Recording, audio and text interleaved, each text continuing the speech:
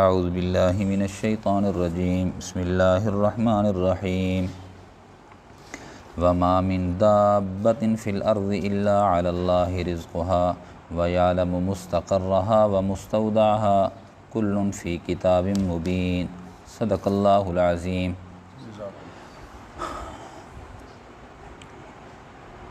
12ویں پارے کی یہ پہلی آیت ہے اور سورۃ ہود کی یہ 6ٹھی آیت ہے۔ اس میں اللہ رب العزت نے بالخصوص حضرت انسان پر جو احسان فرمایا اور باقی مخلوقات پر بالعموم جو احسانات فرمائے، خصوصاً رزق کا جو احسان ہے، رزق عطا کرنے کا احسان، اس کا تذکرہ اس آیت کے اندر ہے۔ وما من دابۃ فی الارض، اور نہیں ہے کوئی ذی روح، کوئی زمین پہ رہنے والا، کوئی جاندار جو زمین پہ چل رہا ہو، الا علی اللہ رزقها، مگر ذمے ہے اللہ کے اس کو رزق دینا۔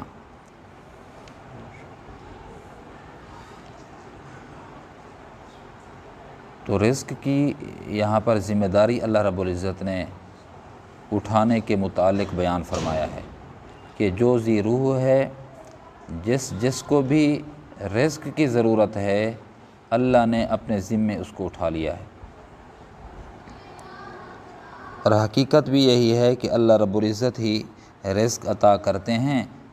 یہ جو نوکری، ملازمت، کھیتی باڑی، مزدوری، صنعت و حرفت یا مختلف شعبہ جات کہ جن پہ محنت کرنے سے ہمیں تنخواہ ملتی ہے، مزدوری ملتی ہے، دہاڑی ملتی ہے، یہ اسباب ہیں، ورنہ رزق اللہ رب العزت ہی عطا فرماتے ہیں۔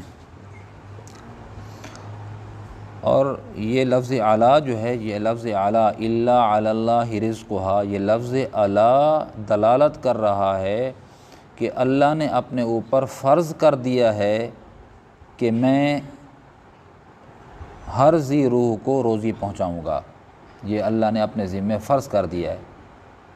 کس نے اللہ کے ذمے لگایا؟ اللہ رازق اللہ ہیں، رزق اللہ نے عطا کرنا ہے۔ از خود شفقت کی بنیاد پہ اللہ پاک نے رزق کی ذمہ داری اپنے اوپر فرض کی ہے اور اپنے اوپر مقرر کی ہے کہ میں ہی رزق دوں گا۔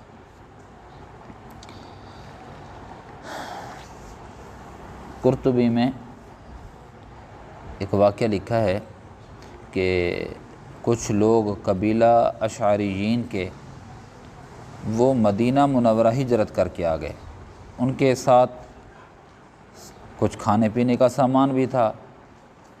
یہاں آ کر انہوں نے کھایا پیا اور وہ سامان ختم ہو گیا کچھ دنوں کے بعد۔ اب بظاہر وسائل نہیں تھے ان کے پاس کھانے پینے کو، تو انہوں نے ایک بندے کو قاصد بنا کر بھیجا کہ حضور پاک صلی اللہ علیہ وسلم کی خدمت میں جاؤ اور ان سے کہیں کہ ہمارے لیے روٹی روزی کا بندوبست کریں، ہمارے پاس جو کھانے پینے کی اشیاء تھیں وہ ختم ہو چکی ہیں۔ یہ قاصد چلتا ہے اپنے قبیلے سے اور حضور پاک صلی اللہ علیہ وسلم کی خدمت میں جا کر اپنے قوم کا سندیسہ پہنچائے اور ان کو جا کر اپنی جو صورتحال ہے وہ اس سے آگاہ کرے۔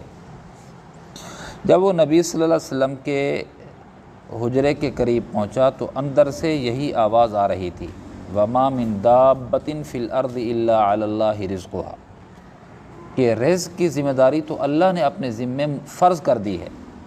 وہ کچھ کہے بنا وہ واپس آ گیا۔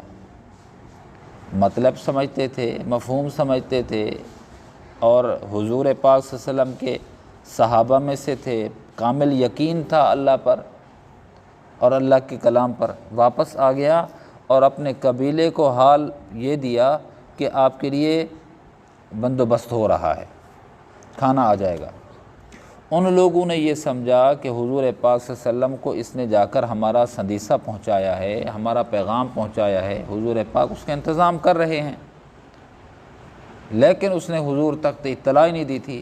ابھی یہ آ کر بیٹھا تھا، تھوڑی دیر کے بعد 2 آدمیوں کو آتا ہوا دیکھا۔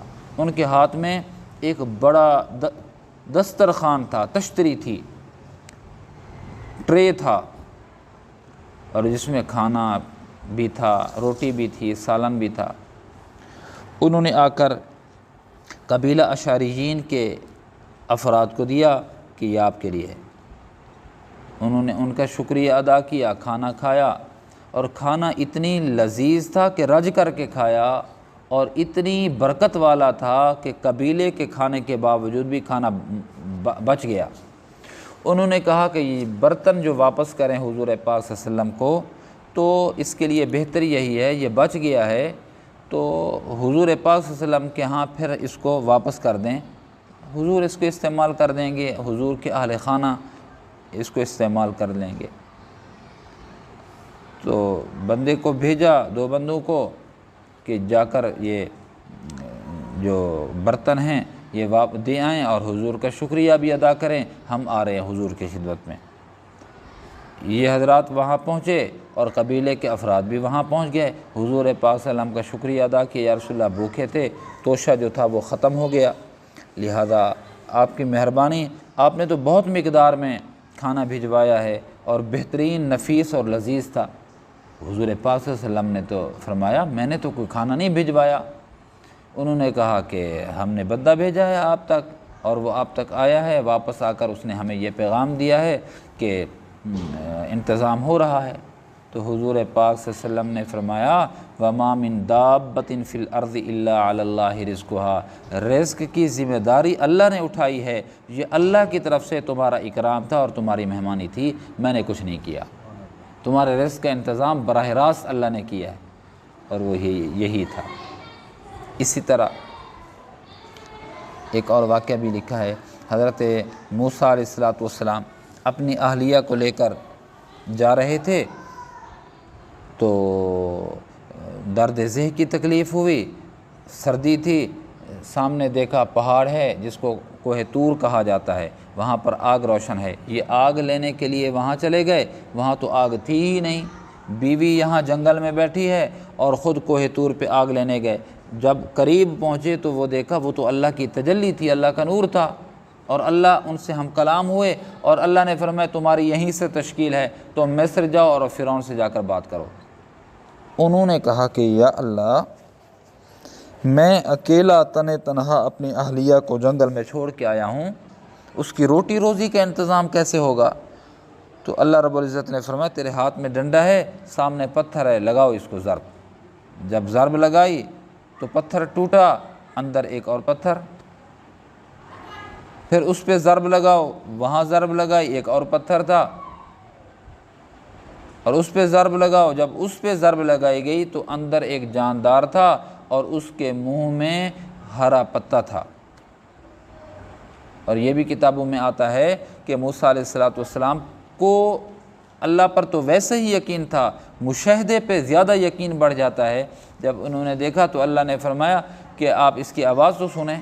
جب آواز سنی اور اللہ آواز پہنچانا چاہتے تھے، اس کیڑے، اس جاندار جانور کی آواز حضرت موسیٰ علیہ السلام کے کانوں میں پہنچی، سبحان من یرانی یسمع کلامی یذکرنی ولا ینسانی، پاک ہے وہ ذات جو مجھے پتھروں کے اندر بھی دیکھ رہی ہے اور میرے رزق کا انتظام کر رہی ہے، اور اتنی بے انتہا بے شمار مخلوقات کے ہوتے ہوئے بھی مجھ چھوٹی سے کیڑے کو، مجھ چھوٹے سے جانور کو بھی نہیں بھولا، یہاں پر میرے رزق کا انتظام کر دیا۔ یہ اللہ پتھروں کے اندر رزق دیتا ہے، پتھروں کے اندر۔ تو وما من دابۃ فی الارض الا علی اللہ رزقها، رزق کی ذمہ داری اللہ کی ہے، ہم خود ایسے کر رہے ہیں، حلال کی تمیز نہیں ہے، حرام کی تمیز نہیں ہے۔ رزق کسے کہتے ہیں؟ رزق کی بہترین تشریح یہ بیان فرمائی ہے کہ جس کے استعمال کرنے سے، جس کے کھانے سے، جس کے استعمال کرنے سے روح کو بقا ملے اور جسم کو نما ملے، بڑھوتری ملے، طاقت آئے جسم کے اندر، اس کو رزق کہا جاتا ہے۔ تو یہ رزق کی ذمہ داری اللہ نے اٹھائی ہے۔ وَيَعْلَمُ مُسْتَقَرَّهَا وَمُسْتَوْدَعَهَا، فرمایا جانتا ہے اللہ، چونکہ دنیا کے اندر یہ ہے کہ مثال کے طور پر کوئی کسی کی رزق کہتا ہے نا کہ میں روٹی تجھے دیتا رہوں گا، تو پھر وہ یہ کہہ دیتا ہے کہ جب اگر آپ نہ ہوں تو مجھے اطلاع کر دیجیے گا، یا تو میں روٹی کا انتظام جو آپ کے لیے کرتا ہوں وہ نہ کروں، یا یہ ہے کہ آپ جہاں جا رہے ہیں وہاں میں پہنچاؤں۔ تو یہ اللہ فرما رہے ہیں بندوں کو تو کہنا پڑتا ہے کہ میں اب یہاں نہیں ہوں، میں فلاں جگہ پر بیٹھا ہوں، وہ یا تو چائے پانی روک دے گا یا وہاں پہنچائے گا، اس کو بتانا پڑے گا۔ اللہ فرما رہے ہیں یعلمو، اللہ تو وہ ہے جس نے تمہارے رزق کا انتظام کیا ہے، وہ اللہ ہے جو جانتا ہے مستقرہا و مستودعہا۔ مستقر کہتے ہیں جہاں مستقل بندہ ٹھہرتا ہے، اس کو مستقر کہا جاتا ہے۔ مستودعہا اس جگہ کو کہا جاتا ہے جہاں پر عارضی طور پر قیام پذیر ہو۔ تو اللہ رب العزت جانتا ہے کہ جہاں مستقل ٹھہر رہا ہے وہاں بھی اس کی روزی کا انتظام کر دیتے ہیں۔ ومستودعہا جہاں عارضی طور پر بندہ 1-2 دن کے لیے، 5-10 دن کے لیے، 6 ماہ، سال کے لیے، 10 سال کے لیے گیا پھر واپس آئے گا، اس جگہ کا بھی اللہ کو علم ہے، وہیں پر بھی روزی کا انتظام، روٹی کا انتظام کر دیتے ہیں۔ بندہ جہاں جاتا ہے اس کی روزی کا انتظام ہوتا ہے، وہ جہاں مستقل رہتا ہو وہاں پر بھی روزی کا انتظام اللہ کرتے ہیں اور جانتے ہیں، اور کہاں جا رہا ہے بندہ روٹی روزی کو اس کے پیچھے لگا دیتے ہیں اللہ، جہاں پر وہ عارضی طور پر جا رہا ہوتا ہے۔ بھوکا نہیں رہتا وہ 4 دن، 3 دن، 5 دن، 1 دن، جہاں بھی رہتا ہے اللہ کو معلوم ہوتا ہے۔ کل فی کتاب مبین، ہر چیز کو اللہ نے کتاب کے اندر درج کیا ہے، اللہ کو لکھنے کی ضرورت نہیں ہے، اللہ کو معلوم ہے، لیکن پھر بھی کچھ چیزیں اللہ رب العزت نے لکھی ہوئی ہیں، کتابوں میں لکھی ہوئی ہیں، اللہ نے لوح محفوظ میں لکھا ہوا ہے۔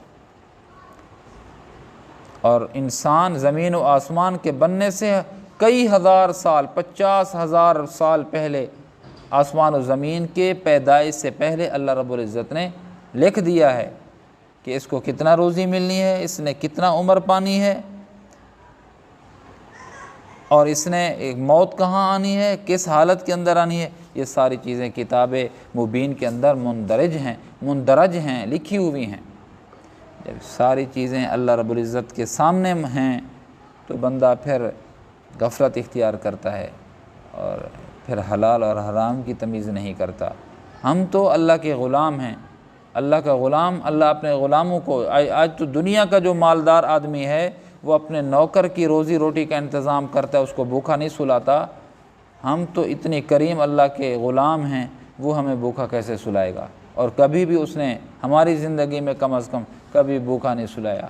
اٹھاتا تو بھوکا ہے لیکن سلاتا کبھی بھی بھوکا نہیں ہے، رج کرا کے انسان کو سلاتا ہے۔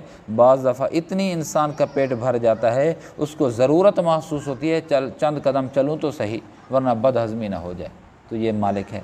تو اس مالک کی مانیں اور اس کی اطاعت و فرما برداری کریں، اور اس کا بھی خیال رکھیں بندہ کہ رزق حلال کا اہتمام ہونا چاہیے، جو مقدر میں ہے اس سے بڑھ کے نہیں ملنا، اور جو نصیب میں ہے جتنے بھی اس کی جستجو اور کوشش کریں وہ ہمارے مقدر میں، نصیب میں نہیں ہے، وہ نہیں ملنا، اپنے آپ کو خام خواہ کھپا رہے ہیں۔ اللہ کی مانیں، اللہ رب العزت بہترین رزاق ہیں، ہم رزق کے پیچھے بھاگ رہے ہیں، چاہیے تو یہ تھا کہ ہم رزاق کے پیچھے بھاگتے، رزاق کی اطاعت و فرما برداری کرتے۔ اللہ رب العزت مجھے آپ کو حلال رزق نصیب فرمائے، اور رزاق ہمیں اپنی اطاعت و فرما برداری کی توفیق نصیب فرمائے، نبی صلی اللہ علیہ وسلم کے طریقوں پہ چلنے کی توفیق نصیب فرمائے۔ وآخر دعوانا الحمدللہ رب العالمین۔ اللہم صلی علی سیدنا و مولانا محمد۔ ربنا آتنا فی الدنیا حسنہ وفی الآخرۃ حسنہ وقنا عذاب، رب اغفر وارحم وانت خیر الراحمین، حسبنا اللہ ونعم الوکیل نعم المولا ونعم النصیر، صلی اللہ تعالی علی خیر برحمتک یا ارحم الراحمین۔